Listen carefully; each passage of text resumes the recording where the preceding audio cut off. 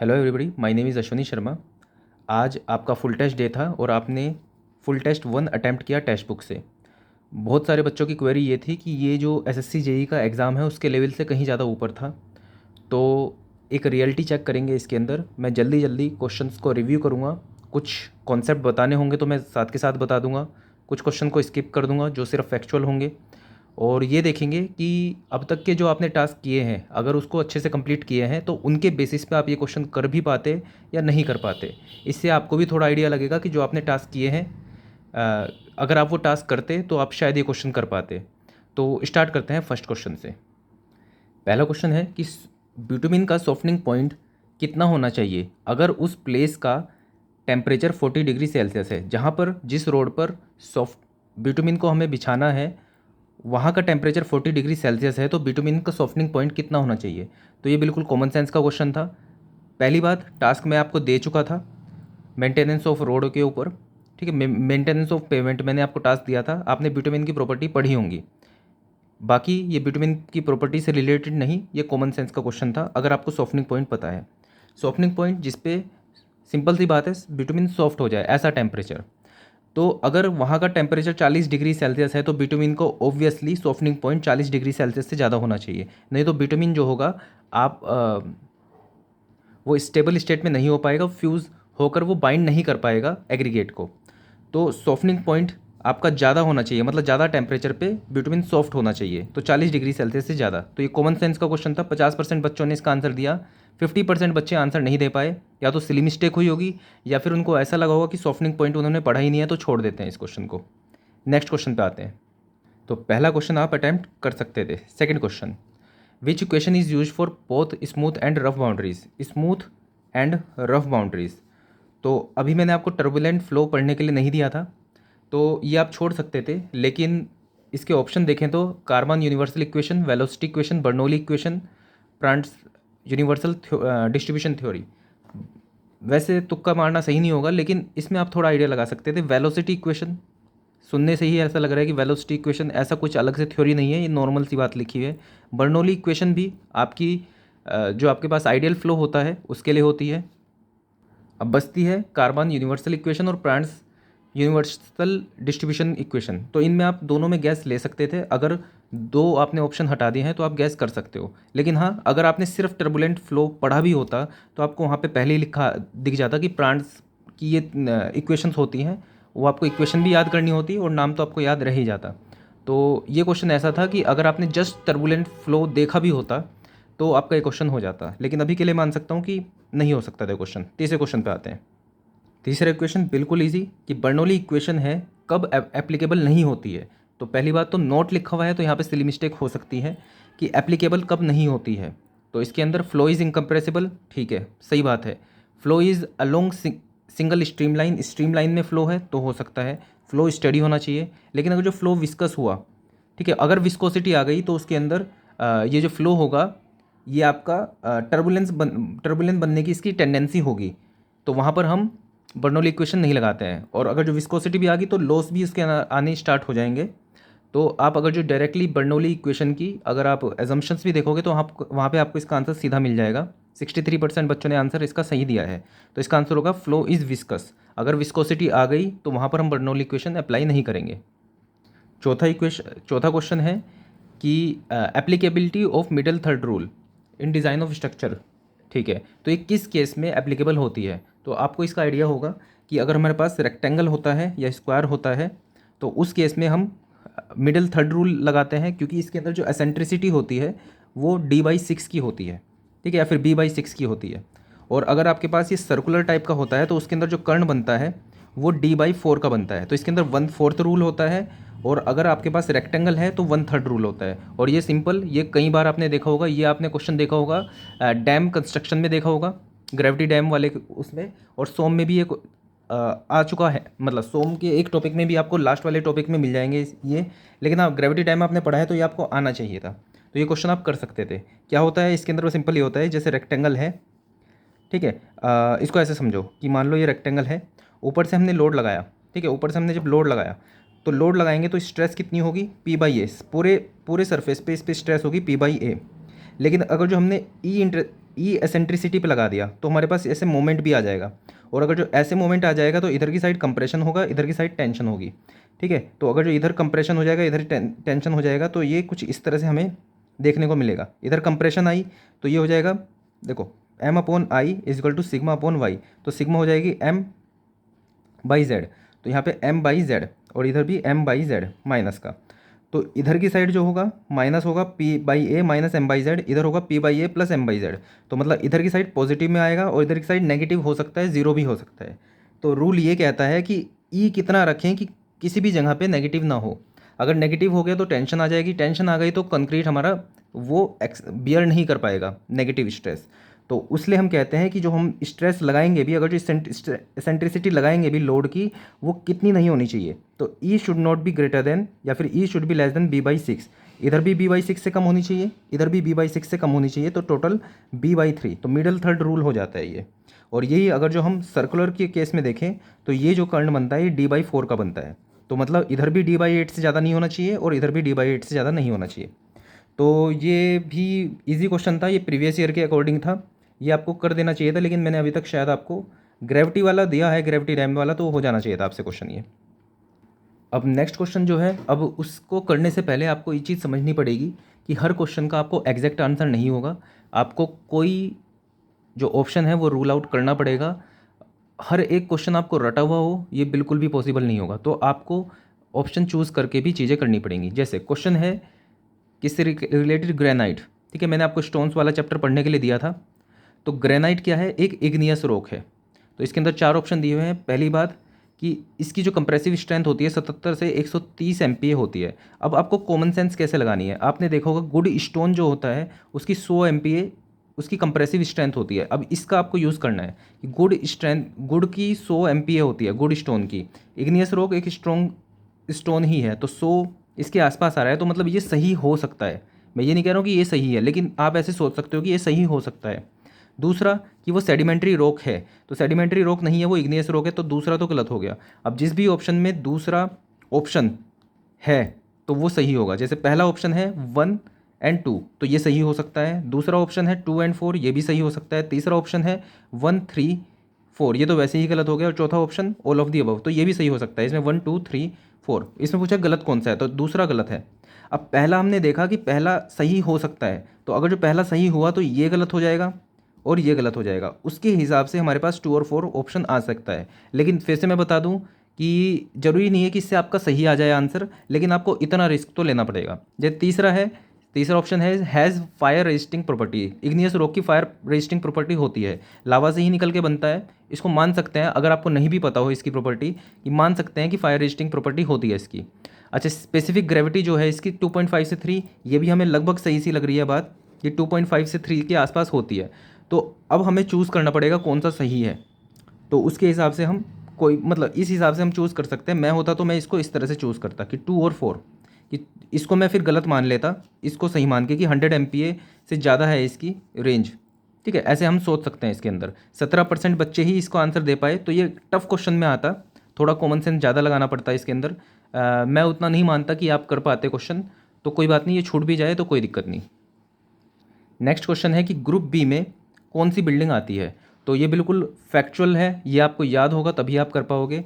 Group A से लेके आपके ग्रुप जितने भी होती है, स्टार्टिंग में थोड़ा ऐसे मान लो इसको, आप जब इसको याद करोगे तो याद इस तरह से करना कि स्टार्टिंग में इंसानों के रहने की चीज़ है, और सबसे लास्ट में जो ग्रुप होंगे उसके अंदर सामान वामान रखने की चीज़ है, हैज़ार्डस। ठीक है, मतलब यहाँ पे सोफिस्टिकेटेड सी चीज़ की आराम से लोग रह पा रहे हैं, और लास्ट में केमिकल वेमिकल रखने की। तो ग्रुप ए से यहाँ पे स्टार्ट होगा, ग्रुप जे तक शायद जाएगा ये। तो ग्रुप बी पूछा है उसने, तो स्टोरेज नहीं होता। अगर आपको आइडिया होता तो इस तरह से आप याद कर सकते हो इसको, लेकिन अगर जो आपको याद नहीं होगा तो नहीं कर पाओगे। वैसे प्रीवियस ईयर क्वेश्चन है ये, तो अगर जो प्रीवियस ईयर आपने किया होता तो आप कर देते इस क्वेश्चन को। मैं वैसे एक्सपेक्ट नहीं कर रहा हूँ कि आप ये कर पाते, अगर आपको याद होगा तो ही आप कर पाओगे। तो इसका आंसर वैसे ग्रुप बी का एजुकेशनल बिल्डिंग है। नेक्स्ट क्वेश्चन है कि कौन सा सही नहीं है इसके अंदर। पहले हाँ, एक और चीज़ कि आपकी जो गलत होते हैं, सिली मिस्टेक होते हैं, ये नोट, पहली बात तो नोट को आप देख नहीं पाते हो, दूसरा आप इंटरप्रेट भी नहीं कर पाते हो, क्योंकि एग्ज़ाम का प्रेशर इतना होता है कि आप जब क्वेश्चन कर रहे होते हैं, नोट आप देख भी लोगे तब भी आप गलत कर देते हो, क्योंकि आप इंटरप्रेट नहीं कर पाते हो। तो नोट हटा के देख लिया करो पहले कि इंटरसेक्शन एट ग्रेड मतलब सेम ग्रेड, सेम उसके अंदर यहाँ का भी और यहाँ का भी दोनों का जो आपके पास स्लोप है सेम है, मतलब इस तरह से इंटरसेक्शन है, ठीक है। अच्छा, तो इंटरसेक्शन एट ग्रेड की रिक्वायरमेंट क्या है, ठीक है, आप इस तरह से समझ लो इसको और उसके हिसाब से आप आंसर दे दिया करो, नोट हटा के देख लिया करो, जो नोट के हिसाब से आंसर है उसका जस्ट उल्टा होगा, ऐसे आप सोच सकते हो अगर जो आप कन्फ्यूज़ हो जाओ।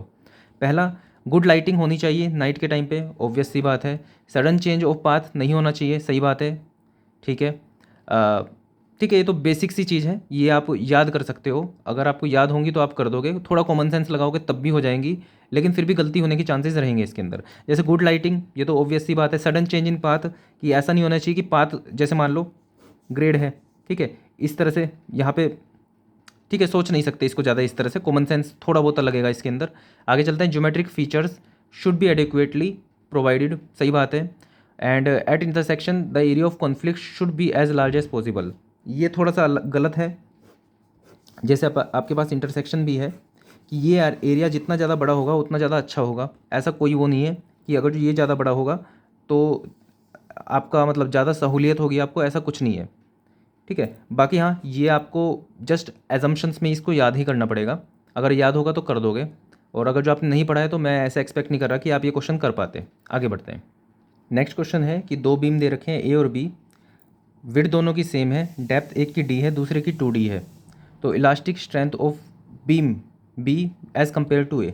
इसके अंदर सबसे बड़ी दिक्कत ये होती है कि फिर से वही चीज़ कि बहुत सारा डेटा हो जाता है तो विजुलाइज नहीं कर पाते हो, और यहाँ पे सिली मिस्टेक होने के बहुत ज़्यादा चांस होते हैं, तो इस तरह से डायग्राम बना लो, ड्रॉ कर लो, ताकि सीधा सीधा याद रहे क्या है।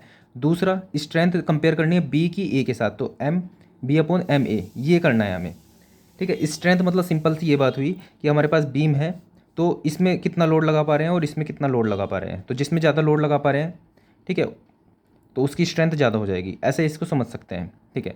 तो हमारे पास फॉर्मूला है M upon I is equal to sigma upon Y, तो M is equal to sigma Z I Y, ठीक है। तो M is directly proportional to Z, तो मतलब जिसका जेड ज़्यादा होगा उसका एम ज़्यादा होगा, तो हमें क्या करना है, M B upon M A equal to Z B upon Z A, ठीक है। और z क्या होता है, बी डी स्क्वायर बाई 6, इसका रेक्टेंगल का, तो b तो दोनों में सेम है, 6 भी दोनों सेम है, तो मतलब d b का स्क्वायर अपॉन d a का स्क्वायर, डेप्थ b कितनी है 2d, तो 4 और यहाँ पे 1, तो ये 4:1 होगा इसका आंसर, ठीक है। ये भी ईजी था, फिर भी 44% बच्चे ही इसको कर पाए।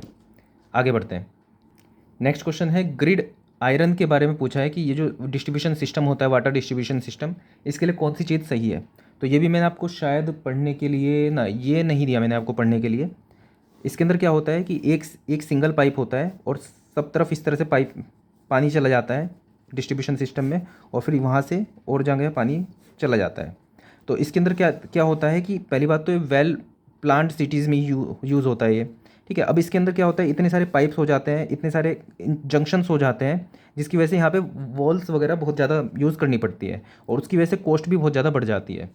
तो अगर आपको इसके बारे में नहीं भी पता होता तो थोड़ा सा इसके अंदर आप ऑप्शन चेकिंग करते कि पहली बात suitable for well plant town and cities, चलो ये आपको पता नहीं है। बी में देखते हैं, required less number of sluice valves, कि स्लूस वॉल्स इसके अंदर कम लगती है, पहली बात तो आपको पता होना चाहिए कि ये क्या है, ठीक है। बाकी हाँ, बी और सी को देखोगे कि स्लूस वॉल्स इसके अंदर कम लगती है, cost of construction is low, इसका कंस्ट्रक्शन कॉस्ट ऑफ कंस्ट्रक्शन लो होगा, ठीक है। अगर जो स्लूस वॉल कम लगेगी तो कंस्ट्रक्शन का कॉस्ट, कंस्ट्रक्शन की जो कॉस्ट होगी वो भी कम होगी इसके अंदर। और डी क्या है, ऑल ऑफ दी अबव।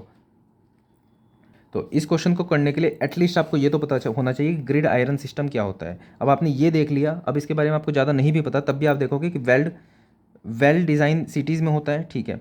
अब स्लूस जितनी ज़्यादा, वॉल्स जितनी ज़्यादा होंगी उतनी कॉस्ट उसकी उतनी ज़्यादा होंगी, ठीक है। तो बी और सी ऐसे ही गलत हो गया और डी भी गलत हो जाएगा, इसका आंसर होगा ए, ठीक है। ये भी आपको अगर जो सिस्टम पढ़ा होगा तो ही आप कर पाओगे।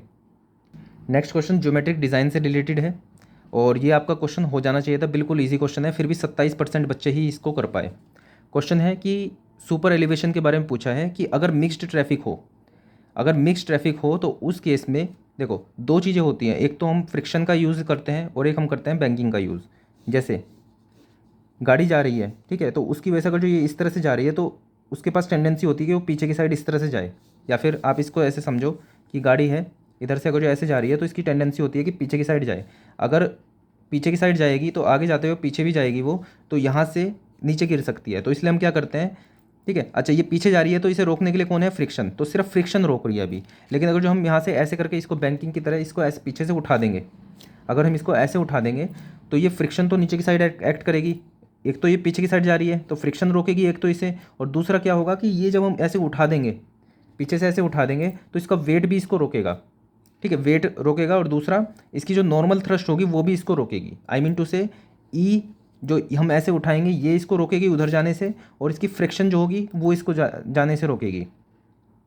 तो अब इसको ऐसे समझो कि मान लो ये रोड है और वेलोसिटी से वी वेलोसिटी से गाड़ी इधर से जा रही है, तो हम इसे इस साइड में से ऐसे इस तरह से कितना उठा दें, ई इसके अंदर कितना दे दें ताकि ये जो हो उधर की साइड ना जाए। या फिर इसको हम ऐसे समझो कि जब ये फोर्स इस पे ऐसे लगेगी तो ये ऐसे करके, जैसे ये गाड़ी होगी इस पर फोर्स उधर की साइड लगेगी तो ये ऐसे करके ऐसे घूमने की कोशिश करेगी और ऐसे करके टॉपल करके उधर निकल जाएगी।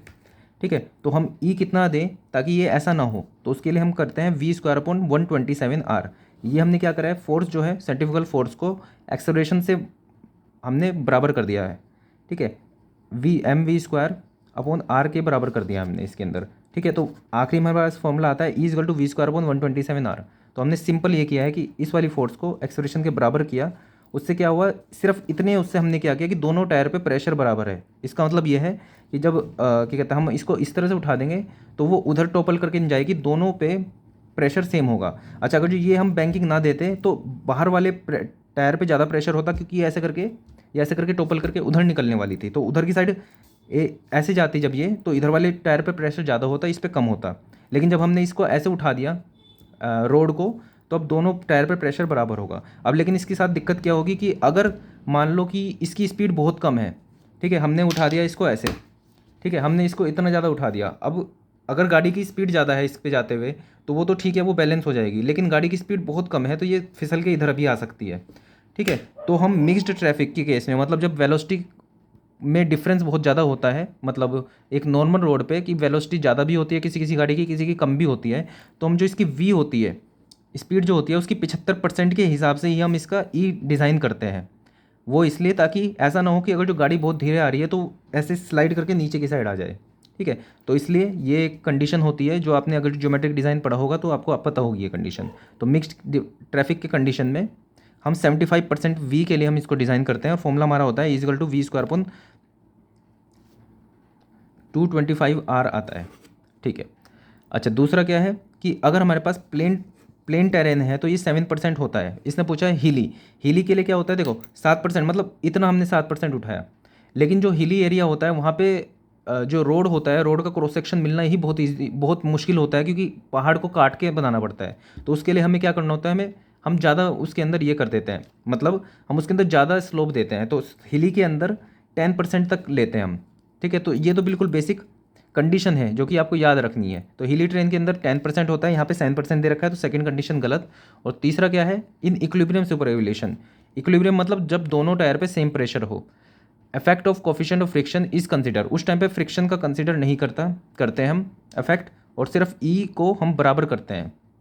ठीक है, पी को हम एक्सेलरेशन के बराबर करके हम E=v²/127r ये निकाल लेते हैं, तो इसका आंसर ओनली 1 होगा। ये भी बिल्कुल बेसिक क्वेश्चन था, 27% बच्चे ही क्वेश्चन को कर पाए। अगर आपने सिर्फ नोट्स पढ़े भी होते तब भी आप इसका आंसर कर देते, या फिर आपने PYQ भी किए होते तब भी आप इसका आंसर कर देते।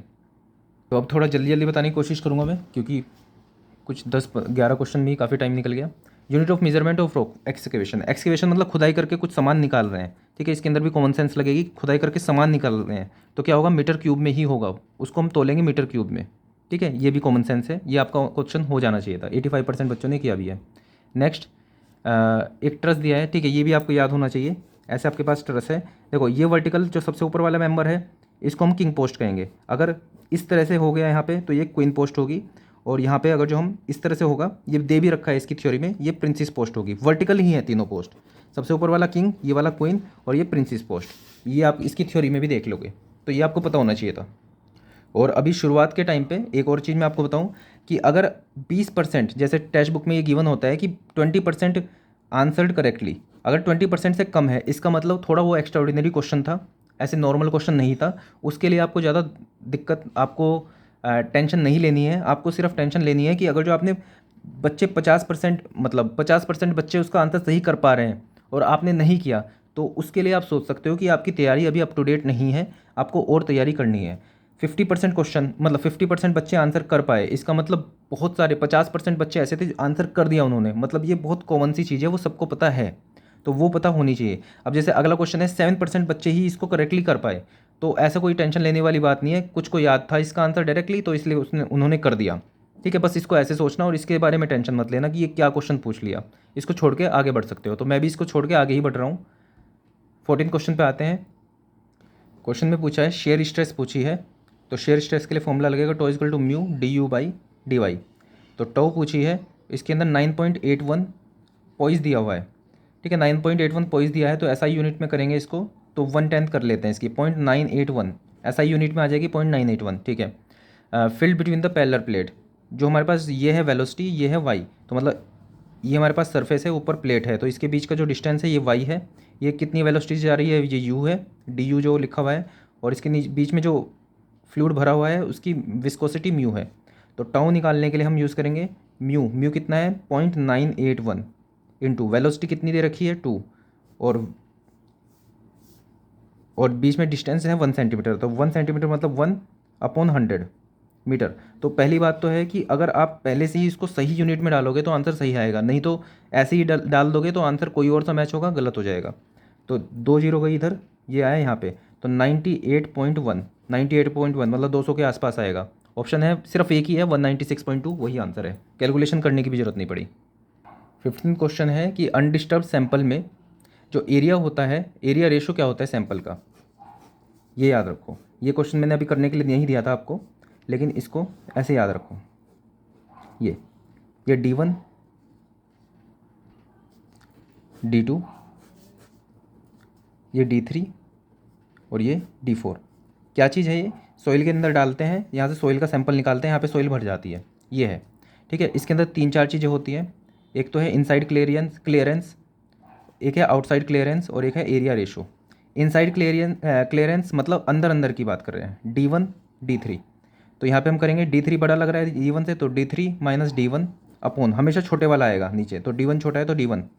आउटसाइड क्लियरेंस में D2 माइनस ये जो हमारे पास ये वाला है, ये कितना है D1 D2 D3 D4, और छोटे वाला नीचे आएगा D4। देखो बड़े वाले से ही छोटे वाला माइनस होगा, नहीं तो नेगेटिव में आएगा। ठीक है, ये फॉर्मूला याद करने की जरूरत नहीं पड़ी।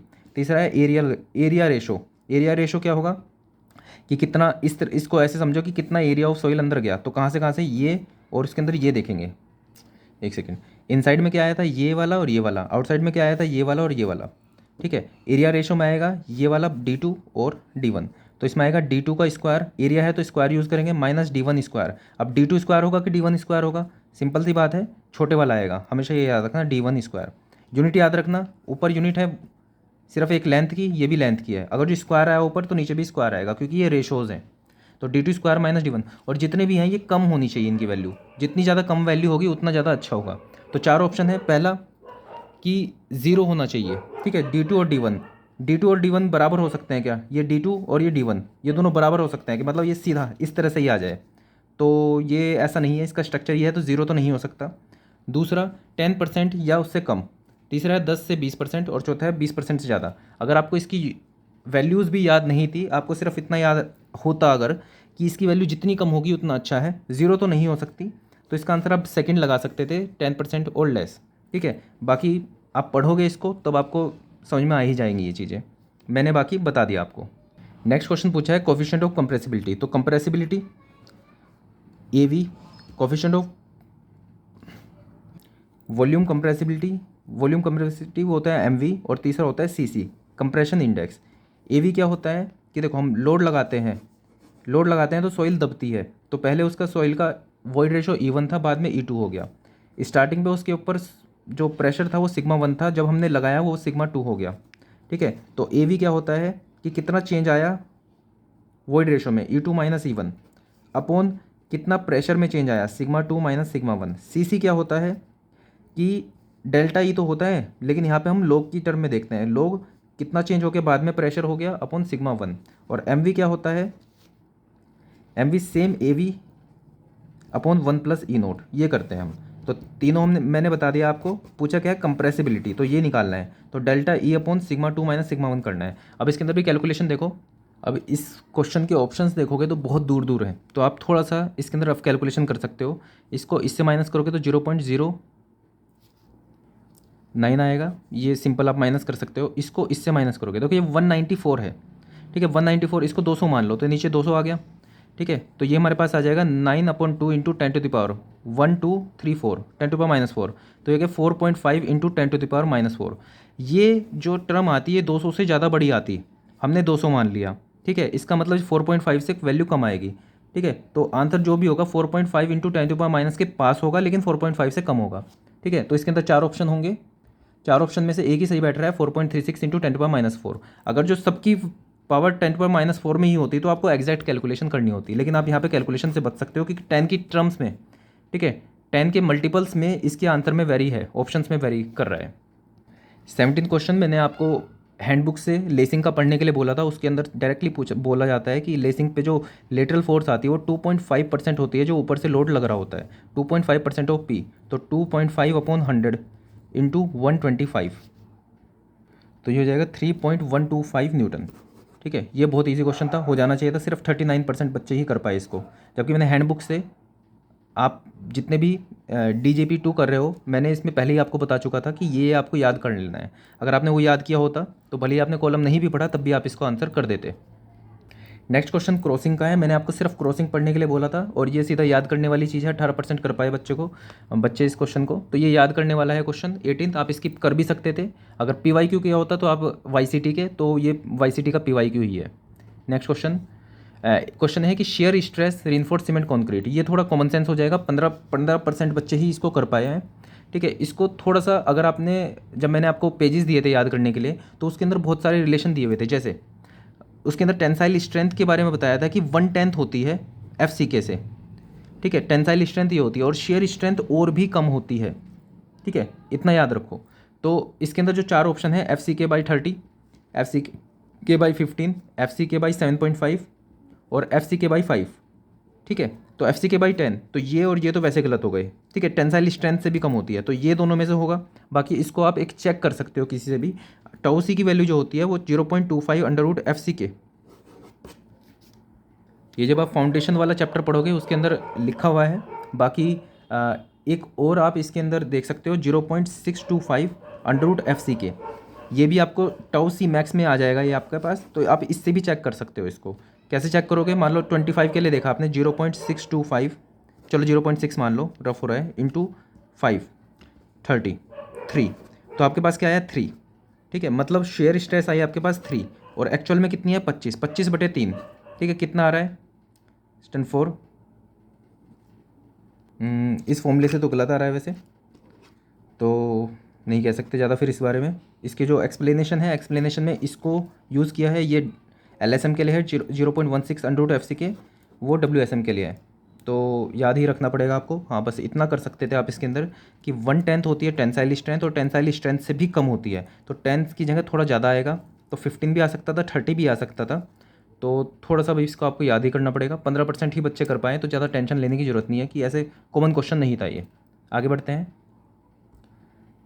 नेक्स्ट और लास्ट क्वेश्चन करेंगे, 20 क्वेश्चन तक ही रखेंगे, काफ़ी टाइम हो गया है, ठीक है। 20 क्वेश्चन जो है लोअर डूर्स के बारे में है, ये आपको याद ही करना पड़ेगा कि लोअर डूर्स होते क्या हैं, ठीक है। तो चलो 21 देख लेते हैं एक बार, ठीक है। नेक्स्ट क्वेश्चन सिंपल सा ये है कि जब मैंने आपको पेजेस पढ़ने के लिए दिए थे तो ये अलग से लिखा ही रहता है LSM। कई बार कन्फ्यूज़न ये हो जाती है, LSM जो होता है 2 होते हैं, एक तो अल्टीमेट वाला भी होता है और एक होता है सर्विसिबिलिटी भी होता है। LSM फैक्टर ऑफ सेफ्टी इससे भी प्रोवाइड करता है कि कोलैप्स ना हो जाए, और दूसरा सर्विसिबिलिटी के लिए भी वो प्रोवाइड करता है कि डिफ्लेक्शन वगैरह ज़्यादा ना दिखे वहाँ पर। जो आप स्ट्रक्चर यूज़ कर रहे हो वो हम यूज़ कर पा रहे हैं, ऐसा नहीं कि फेलियर नहीं हुआ उसके अंदर और उसके अंदर डिफ्लेक्शन बहुत ज़्यादा है तो हम उसके अंदर रह लेंगे। तो इसके अंदर सेफ्टी के लिए भी ये जिम्मेदार होता है और सर्विसिबिलिटी के लिए भी जिम्मेदार होता है। तो जब आप इसको पढ़ोगे तो सामने ही लिखा आपको मिल जाएगा। जैसे एक D ऑप्शन है इसके अंदर, to make the work happen cheaply, ठीक है, ये भी बात सही है, ठीक है। To maintain strength and deflection, ये भी बात सही है। To prevent collapse and fracture, ये भी बात सही है। लेकिन जो सबसे सही पॉइंट है वो 3rd पॉइंट है, to maintain certain degree of safety and serviceability. तो अभी इतना ही रखते हैं। हमने 21 क्वेश्चन किए हैं। ये मैंने क्वेश्चन इसलिए किए क्योंकि काफ़ी बच्चों के रिव्यू ये आए थे कि क्वेश्चन पता नहीं कहाँ से आ गए हैं, और मुझे ये 20 क्वेश्चन मैंने आपके सामने एक्सप्लेन किए तो मुझे ऐसा नहीं लगा। ऑल्दो मेरी तैयारी अच्छी है, लेकिन फिर भी मैंने आपको एक्सप्लेन किया कि ये कहाँ कहाँ से चीज़ें आई और आप कर सकते थे इसको कि नहीं कर सकते थे। ठीक है, बाकी ये देखो कि काफ़ी सारे क्वेश्चन में 20% से भी कम बच्चे ही कर पाए हैं, तो उनके बारे में ज़्यादा टेंशन मत लेना। अपने कॉन्सेप्ट क्लियर रखो। जो मैं आपको PYQ करने के लिए दे रहा हूँ वो सिर्फ एज अ याद मत करो उन PYQ को, उनके जो कॉन्सेप्ट हैं वो भी याद करो। अगर IAS बोर्ड में कहीं पर लिख दिया कि पोस्ट टेंशन कंक्रीट के लिए और पोस्ट टेंशन कंक्रीट के लिए M30 यूज़ होता है, तो और नीचे लिखा था प्री टेंशन के लिए M40 यूज़ होता है, तो अगर पोस्ट टेंशन के लिए आ गया तो ये मत सोचो कि प्री टेंशन के लिए नहीं आएगा। ठीक है, आपको ये भी याद करना है, ये भी याद करना है। और साथ में अगर जो ये भी लिखा हुआ है कि इसके अंदर नॉमिनल कवर जो देते हैं वो 30 मिलीमीटर देते हैं और इसके लिए 20 मिलीमीटर दिया है देते हैं, तो ये भी लिखा हुआ है, तो याद करना पड़ेगा आपको। ठीक है, पोस्ट टेंशन के अंदर बाद में जब टेंशन करके उसके अंदर प्री स्ट्रेस के अंदर डालते हैं हम, तो उसके अंदर नॉमिनल कवर 30 मिलीमीटर देते हैं। ऐसे याद रख लेना, 30 का 30 है, 40 का 20 हो जाता है। तो ये जितनी भी चीज़ें होंगी वो याद करनी पड़ेंगी आपको। ऐसा नहीं कि सिर्फ एक क्वेश्चन, एक वन लाइनर याद कर लिया बाकी सारे छोड़ दिए। जो टेबल गिवन होगी वो पूरी ही याद करनी पड़ेगी आपको। तो मैं सारे 100 में से 100 में तो नहीं कर पाऊँगा क्वेश्चन अभी। मैंने 21 क्वेश्चन कर दिए ये आइडिया लेने के लिए कि कितना अलग था। हाँ ठीक है, टफ तो था पेपर, लेकिन जिस तरह से मैं आपको टास्क दे रहा हूँ उसको बिल्कुल ईमानदारी से करोगे तो अगली बारी ऐसा ही पेपर दोगे तो उतनी दिक्कत नहीं होगी। ईमानदारी से टास्क करते रहो, मेहनत करोगे तो सब चीज़ें हो जाएंगी। That's all for this video, thank you.